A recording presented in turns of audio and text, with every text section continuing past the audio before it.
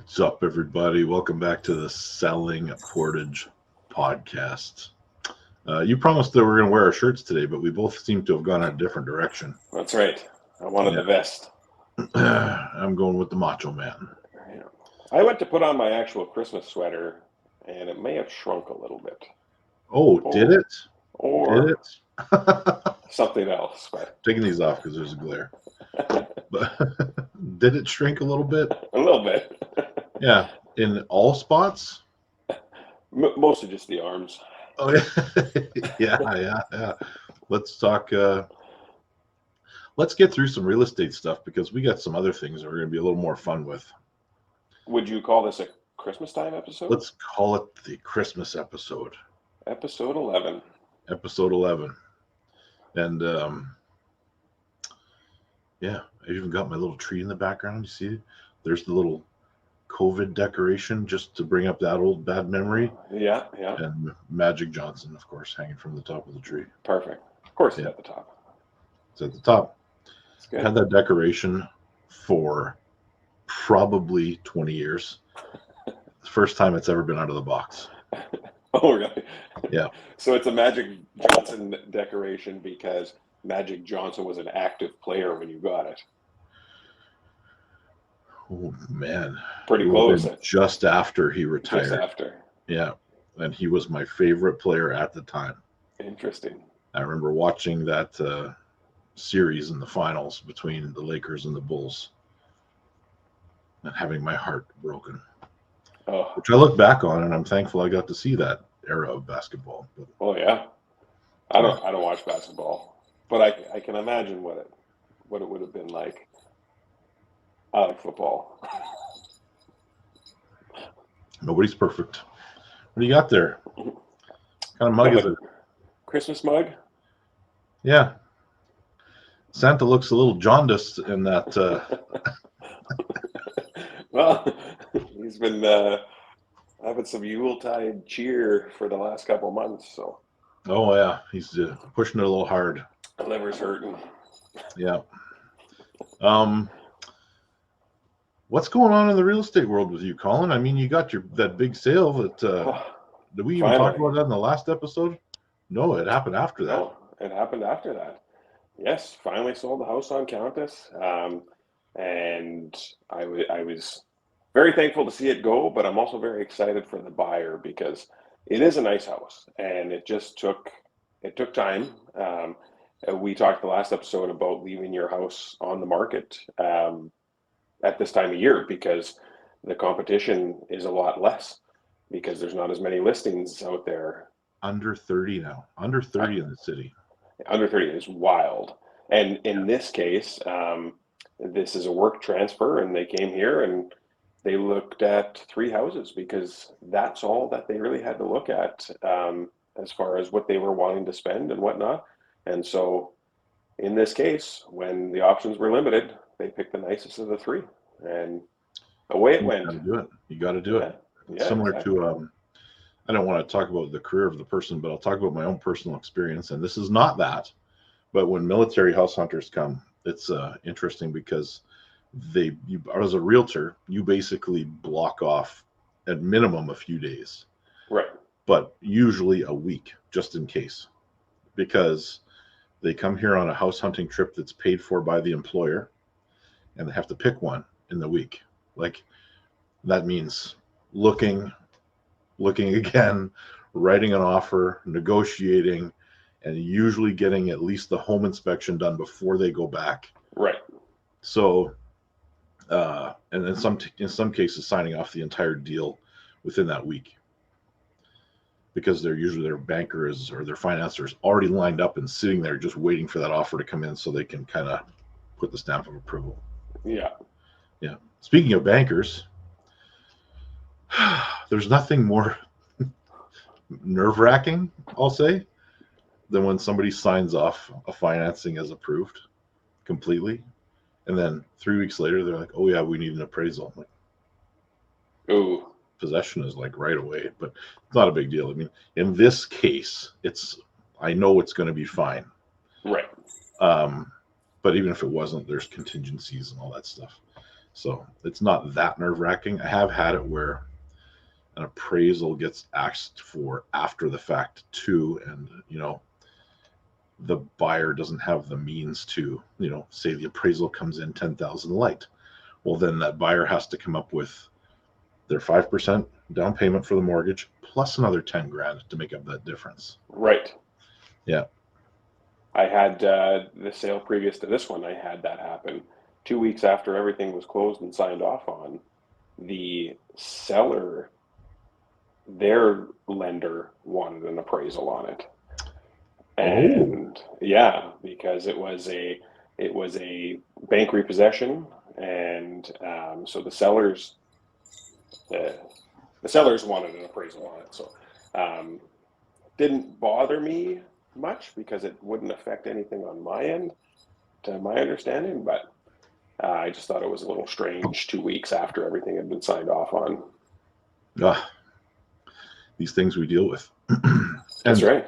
The challenge during the holiday season, of course, is that lawyers don't generally work the entire Christmas season, nor do banks, nor do other professionals. Right. So things can happen, but a lot of things can only happen during business hours. Exactly. And that and you usually have, when you have Christmas and Christmas Eve and Christmas Day in the middle of a week. Yeah. Well, yeah, and you usually have Christmas Eve, Christmas Day, maybe Boxing Day, bookended by days off on either side, and then boom, here's New Year's Eve, New Year's Day, also bookended by days off on either side. So I think it's safe to say you and I might be able to take a breath for the next week or so. There might not be a whole lot happening. Yeah, no, there won't be a lot going on. There might be some stuff. Like I'm in the middle of two active, representing a couple of active buyers one is in negotiation right now. So that's going to continue probably just as a kind of a low key thing for the next little while. But I'm happy to stay busy as well because this is a career that is pretty awesome. Yeah, absolutely. Thankful for that. We are winding up the year. So typically this time of year, we start setting goals for the new year. But I guess my question to you is, did you do everything you thought you were going to do in 2024? Well, I had set a goal originally for one sale a month for year one. It was, my understanding, an aggressive goal because it was my first year. And I actually did better than one a month. So I think I had 11 ends in 8 months. So 8 to 9 months. So I was pretty happy with that. And as far as what my goal is for next year, I would like to see it doubled. And that's a great goal. If I could double year over year, I mean, eventually you're going to need an assistant to keep doing that. Right. If I'm in this business for 20 years, it might be hard to double year over year because that adds up quickly. But for the first 2-3 years, if I could double year over year, I'd be very happy. Yeah. I had a good year. That's all I'll say. I had a good year. And it's a good start into next year as well. Good. So I'm hunting for that elusive award that we give out in Real Broker that I haven't hit yet. So I'm on track to do it. That's the elite agent. I don't want to mix it up because I got my icon awards from EXP over here, but I don't want to mix it up with the other one, but it's the elite agent award. And it really doesn't mean anything to the public, but it's a kind of a benchmark for me, and you get some out of that. Yeah. So if any agents are watching, you want to hear more about that, give us a call. That's great. Well, and actually, if we can just kind of touch base on the broker a little bit, because I follow Real Broker on Facebook, on Instagram, and it just seems like every day they've posted on their stories about some big agent, whether it's Canada or in the US, some major agent, major team, major players in the industry who have come over to Real Broker. And this seems like almost a daily thing, maybe a weekly, but almost a daily thing that that you see on the stories. And I think that's pretty telling as to who we actually work for, right? You know, there's a few things about the broker. I mean, first and foremost, I'll just say it, the commission split is very favorable compared to a lot of brokers, right? It seems that every time, you know, every week when we open up our platform, you know, our website, there seems to be some sort of innovation or some sort of tech change on the site itself that just makes our lives a lot easier. And if the third one, and most importantly, probably, is the culture. The culture of where we work. It is, if the guy beside you is struggling, lift him up. How can we help him? We call it that no assholes policy.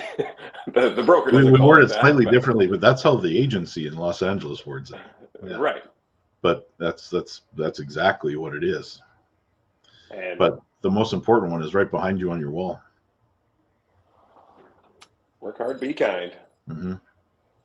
It's very true. And I just think there's so much support for a brokerage that doesn't have local offices everywhere, right? I think there's just so much support at a phone call, at a text message, at an email, and especially here in Manitoba, we're very lucky. We have an excellent broker in Cassandra, and every time you send her a message, it's like boom, she answers you right back, and not only with your answer, but a link to where you need to actually be if you're trying to search for something. Like, she must have all these things bookmarked and ready to send out because she's pretty instant with them. Yeah. And there's still brokerages out there with a 50-50 split and that kind of stuff. Not in Portage, I don't think, but they're in Manitoba. And you know, I'm a little surprised we haven't had more people at least take a look at us Yes. as an option, because we're just a little bit different. Yeah. Well, But, and I got in end of March, early April is when I finally joined in, and I believe I was agent 101, 102, and now we're 250-ish plus in Manitoba. And so that's a lot of growth in 8-9 months. yes, we're the second largest brokerage in the province. Where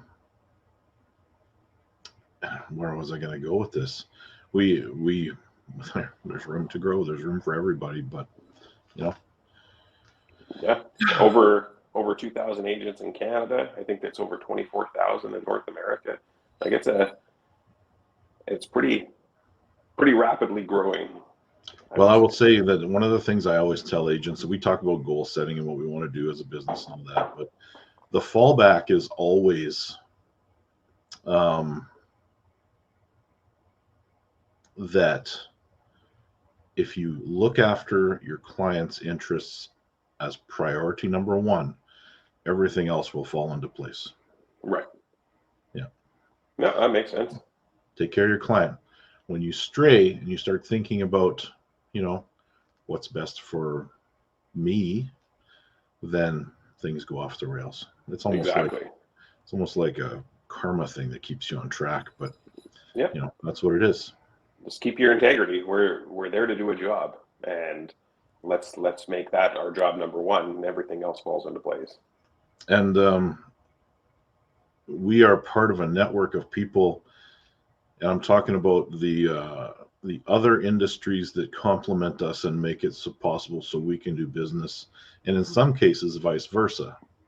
That's everyone from insurance providers to financiers, whether it be banks or mortgage brokers, lawyers, of course, home inspectors.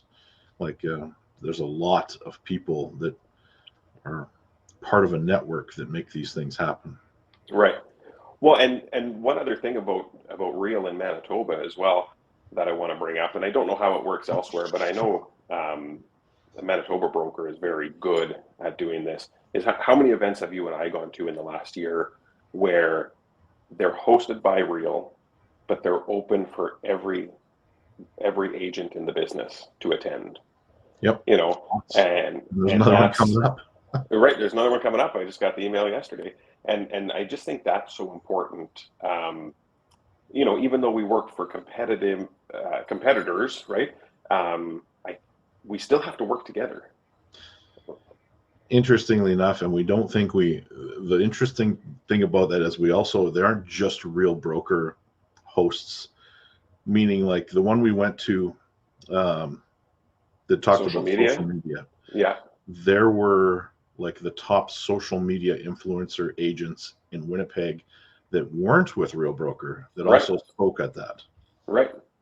Yeah. So And I just think that's really cool because you wouldn't get Burger King and McDonald's. Hopefully, we don't get sued for saying this, but you don't get Burger King and McDonald's who ever have to cross paths with each other, yeah. right? Whereas in the real estate world, we have to cross paths with our competitors every day, you know, Mm-hmm. and work together on doing deals. Um, and I think it's important to treat each other, whether they're from our brokerage or not, treat each other with respect because we're going to run into you on the next one. Yeah. And you gotta it's interesting where you find Bruce Lee said, he said, take whatever works and take it from wherever you can find it. But we and discard what doesn't is the other part of that.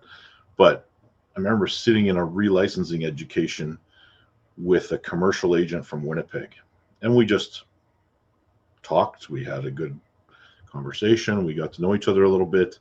Fast forward a year, he's now my partner in a commercial listing Right. in Portage. So North Atlas Commercial Real Estate and Real Broker are partnered up on that building, listing it. And Jonah's taking care of a lot of the administrative stuff, and I'm taking care of the boots on the ground stuff out here a little bit. And we're filling that building at a pretty good rate. Awesome. Yeah. So Well, and look for things to come up soon, people, in that building. I can't talk about it any more than that, but yeah. there's And going to be some. the agent I just worked with on this Countess deal, I won't say his name, but he has many years in the business. He has a very good reputation, very big name out of Winnipeg, and he had just sent me a message yesterday, wishing me all the best at Christmas, and he just said, "Thank you for your diligence in this deal." And he said, "I wish more agents were like you." And he said, "As a new guy," he says, "you don't show it whatsoever. So whatever you're doing, keep doing it." And this is a competitor saying this to me, and he pumped my tires. The deal's already done. He doesn't have to sugarcoat me in any way, right? And he pumped my tires and just made me want to get out there and do even better in the next deal. And I just thought that was a great compliment from a guy who's been around for a very long time. That's an amazing compliment. Yeah. So Impressive. yeah. Now, that being said, we're going to go on to some Christmas stuff. Yeah. Christmas is just in a few days. We got a few things to talk about. Now, where do you want to go first? You want to go something positive? Yeah. Let's go favorite Christmas movies. We're gonna do Movies. top 5. Yeah. Did you do your top 5 in order? Sort of. Now, we haven't talked about any of this ahead of time, so this could be a complete surprise for all of us. But let's do that. So this is the 19-minute mark about. We're going to start going off of real estate. We're just going to talk about a bunch of stuff. Okay. And Christmas related. All right. So why don't you start? Go from 5 down, and I will let you know if they happen to cross over to my list. I think mine's going to be a lot more traditional than yours, so I'm just going to guess that. Okay. Okay. Number 5. Number 5. A Christmas Story. Number 5 for me. Same one? Same one. A Christmas Story. Number 5. No kidding. Yeah. Wow. Okay. You go number 4. Number 4, Home Alone, the first one. Oh man, that didn't even make my top 5. Oh, it is the first one, but I do really enjoy the second one as well. Okay, well, I'm gonna say number 4 for me is gonna be Elf. Oh, I know that one didn't even make my list. Oh, okay. What All do you right. got for number three? Number three, Scrooged. Scrooged, number three. No kidding. Yeah. Wow. Okay. All right. What's your number two? Number two, Office Christmas Party. Okay. This one I struggled with because there are movies that I watch every year no matter what. And there's one that I like more the more I see it. But I'm going to go with number two is going to be Christmas Vacation. Christmas Vacation. Okay. Christmas Vacation was my number one.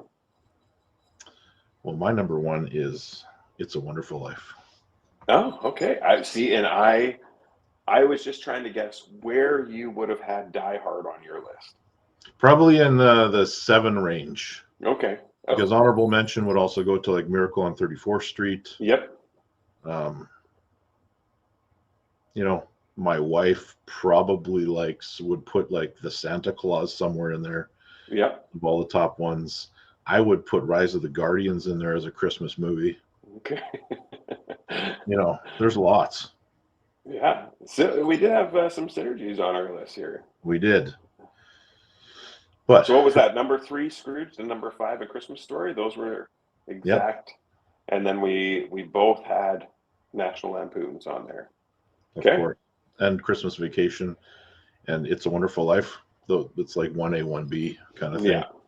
It could be depending on the mood, you know, because It's a Wonderful Life it's deep, man. Like you gotta sit and absorb that. Right. And so that's the one that you like more and more every year, the more you watch it. Yeah. And the funny thing about that is I never it came out so long ago. I probably didn't watch it until I was in my 30s. Gotcha. Yeah, it's from the 50s. There was, it's black and white, and there was it's been remastered and stuff, but it's black and white. It was it was sitting in my old house. It was given to my ex-wife as a Christmas present at some point. It was a VHS tape that was wrapped in plastic for years. And one day I unwrapped it and I popped it in and I watched it. And now I own it on Apple TV. So nice. Yeah. Okay. Do you want to stay on the positive train, or you want to? Let's stay positive for now. Okay. Let's stay positive. Okay. Or should we do the other one and then end on a positive? Yeah, let's do that. Yeah. Okay. Flip my list over here. Okay. So we talked about we never talked about. I just had shot you a text and said, make a list of your top 3 Christmas pet peeves. I wonder if we'll have anything crossover here. You want me to start? Yeah, sure. I thought about this, and I don't mean to offend my family, but I might. And I mean my extended family, because my dad and I were joking about this the other day.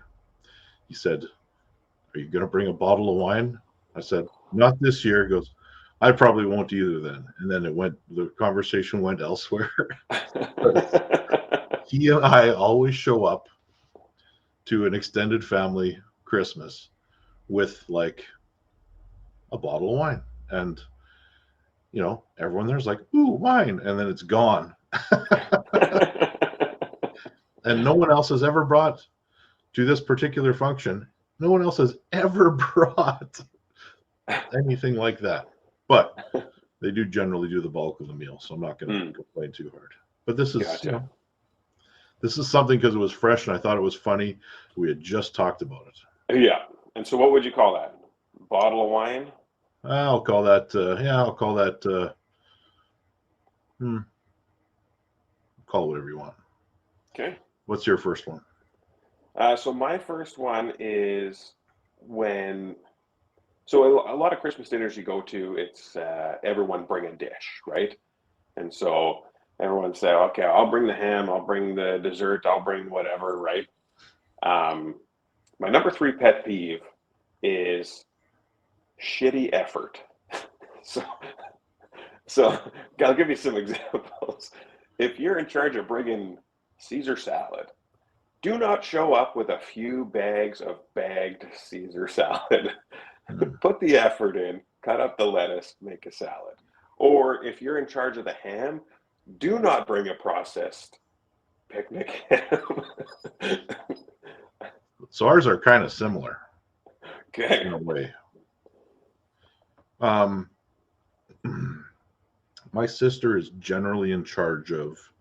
Now that's my family's Christmas. The Olsen side, we all, man, I don't know. I get treated pretty well at the meals on those sides of the family. Like, yeah, I don't know. It's my sister does pretty well with the most of the meals. So, like this year, I said, "What can I bring?" And she said, "Salad, maybe a couple bags of." No, I'm not going to do that. And I'm going to bring a giant Costco pumpkin pie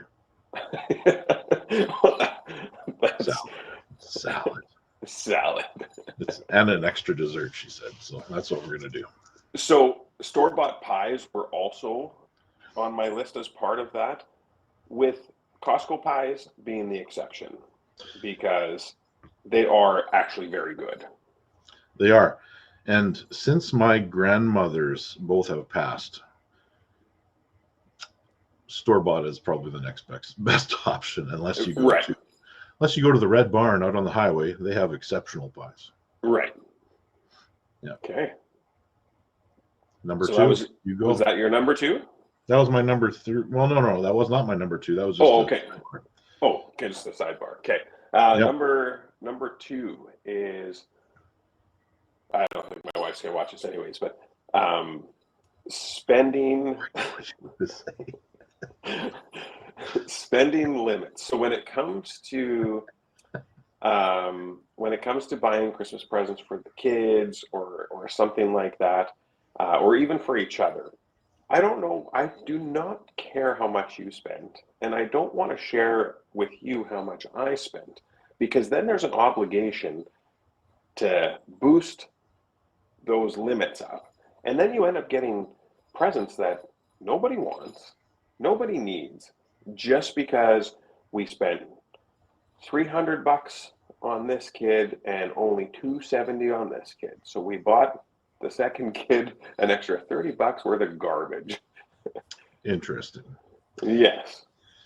Yeah, you know what? Victoria and I always go and do something kind of really over the top. For each other? For each other, yeah. And that's the only way we can Christmas shop, because throughout the year, if we need something, we just get it. Like if we see something we want, it's the item that, we would never just buy for ourselves, because the other one would murder each other. Fair. Yeah. So this year is no exception to that. I mean, Victoria knows where I bought it. She just doesn't know what I bought. Gotcha. So interesting. I spent some time at a vintage. She won't watch this either. I spent some time at a vintage handbag store in Toronto. Mm. Yeah. So. Well, and for me, I know that Colleen likes getting gifts, right? And but she's also, you've seen firsthand, very difficult to buy for. I think I'm gonna bury your lead a little bit here. How many gifts have you bought her that she's kept? I will just give you an example. Last year, for example, there was one gift that didn't get returned or exchanged, and that's fine. She's particular in what she likes. So I just said, I don't want to buy Christmas gifts for each other, right? I'd rather just go buy what we want, or spend the money on something for the house or something like that. But every year I do need to get her something. I know she likes receiving gifts. I know she likes opening gifts. And I am the exact opposite. I am okay if Christmas comes and goes and there's not a single present for me under the tree. Because like you said, if I want something, I'll just go buy it. Right? And then when it comes to Christmas time, well, what do you want for Christmas? I draw a blank, because I don't know what I want until the time comes where I realize I need it. Right? So throughout the year, I've started like making Amazon shopping cart for Christmas. Mm-hmm. If it's something I can wait for, so I do that, and then there's options. I can just share the list with people. I'm a hard person to buy stuff for, but yeah, but that my number two is, um, I'll say shopping, and it's not just shopping because in this day and age, I can do a lot of that without leaving my house. Right. It's fighting the crowds in stores and uh, going to places that are always busy, but they're, you know, a zoo for the 2 months before Christmas. Right. Exactly. Yeah. And I'm a hunter and my wife is a grazer. So I can know what I want. I can go into a store and I can just be on a mission. I'm in and out of there. But no, browsing around looking for things, So I try to get my shopping done early. Just being in stores around Christmas time. We'll say that. I I wholeheartedly agree with you on that one. And I like the hunter versus the grazer analogy because I am also a hunter. If I need Yeah. something, it's in, it's out, especially at a store like Costco or something like that, where it's always a zoo, but especially this time of year, right? Yeah. And whereas my wife is, we need to go up and down every aisle at least once. And, we find ourselves down the aisle where you buy fridges, freezers, and mattresses. So we're not leaving here with a fridge, freezer, or mattress. So why are we going You're down probably this going to aisle? Costco. You're talking about Costco. Yeah. That's the adventure. Like it's every aisle, and then there's the clothing in the middle, and you got to go all through it all. Yep. Yeah. Well, my number one is related to that. You did Okay. your number two, right? Already? Yeah. Yes. So you got Yes. one left. My number one, and I'm going to seem like Scrooge when I say this, is the money that it takes to get through Christmas.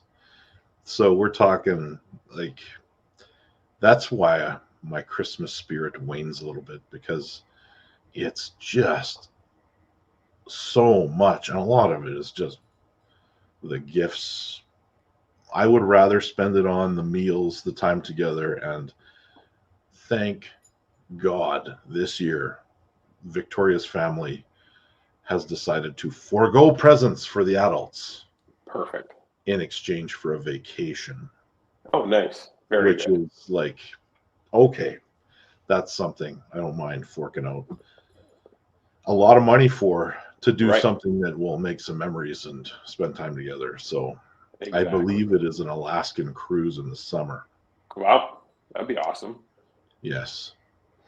Yeah. That's perfect. I'm with you on that. Like, it is a very expensive time of year because the calendar says it's time to make things expensive, right?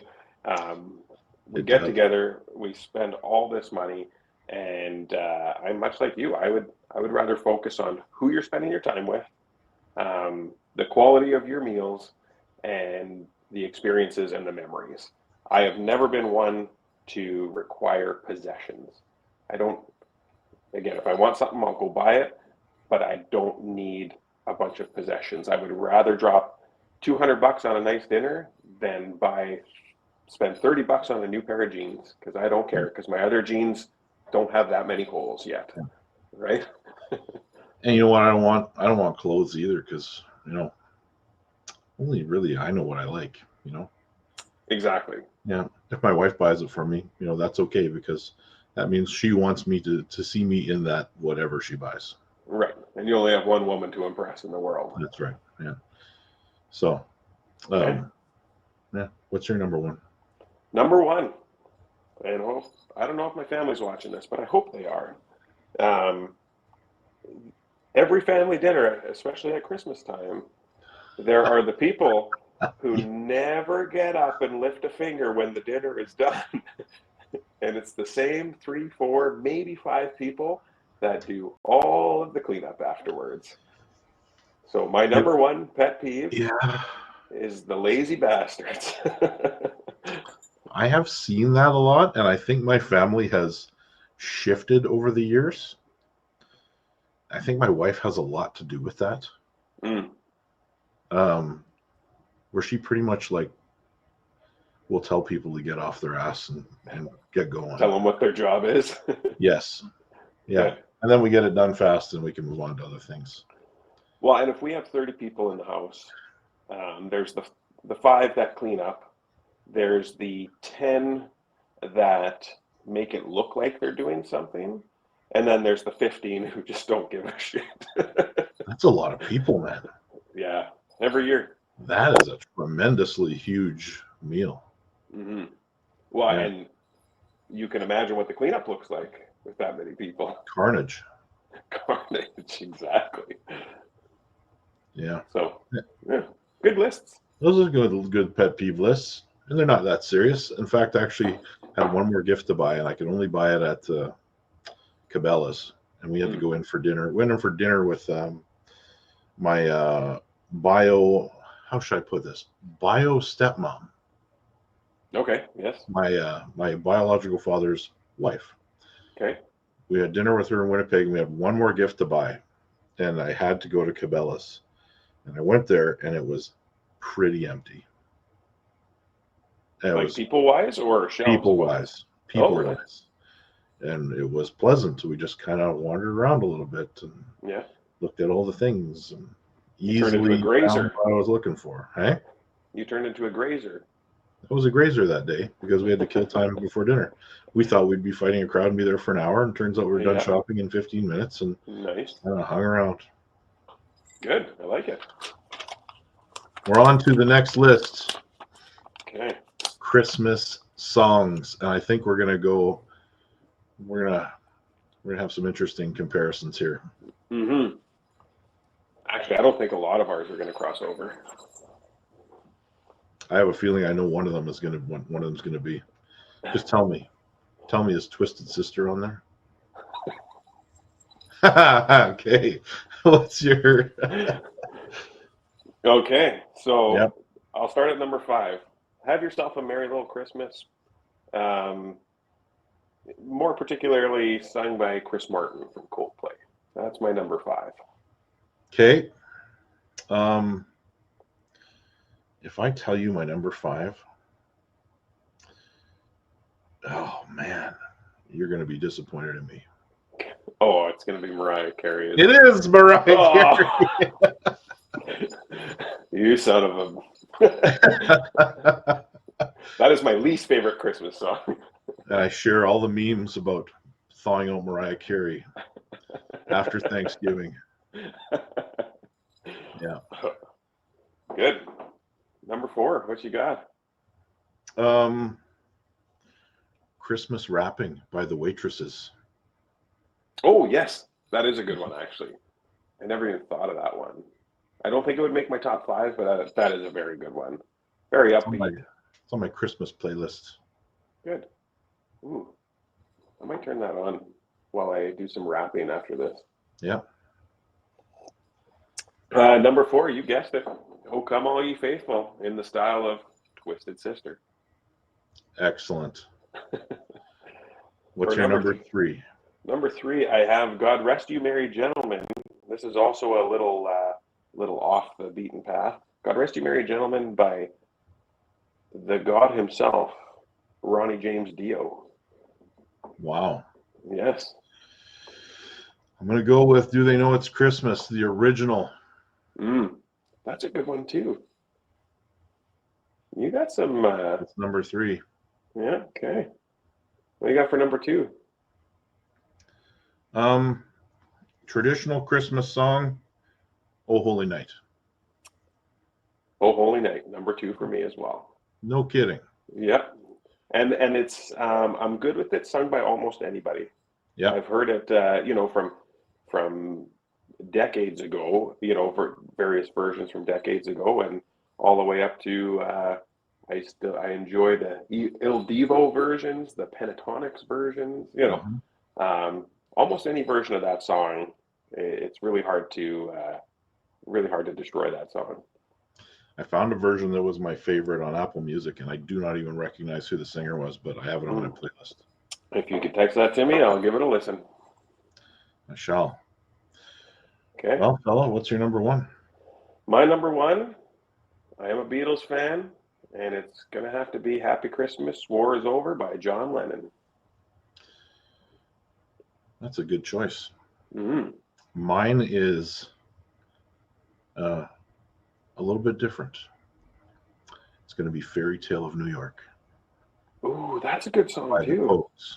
Yes. Oh, I love the Pogues. It's a great song.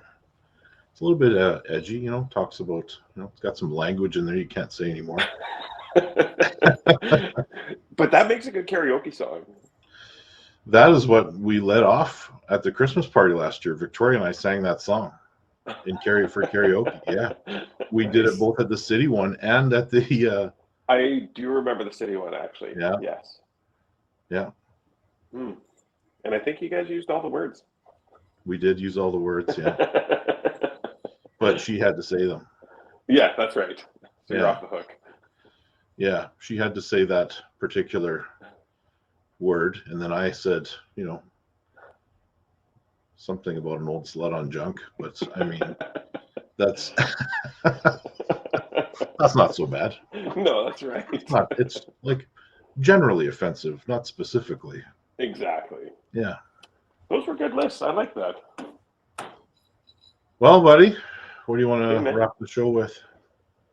Well, let's just, I'd like to just wish all of our viewers out there, all of the city, all of the area, a very Merry Christmas, a Happy Holidays, and I look forward to see what happens in 2025. Hopefully the drones don't make it over central Canada. Well, now I'm going to digress because Victoria said to me this morning, because we are going to New Jersey at the end of January. Oh, yes. You think the drones are I'm more worried about the drones. I'm like, it's just some people. You can just buy that drone and fly it around. I mean, sure. Okay. Yeah. But anyway, Merry Christmas, everybody. And, as is tradition on this channel and my other social media, I do the Christmas movie moments clips throughout the week of Christmas. So I believe they're starting tomorrow morning. Excellent. And, they'll fall right in line with my movie list. Perfect. That sounds great. Merry Christmas, my friend. Merry Christmas, buddy, and we'll see you very soon.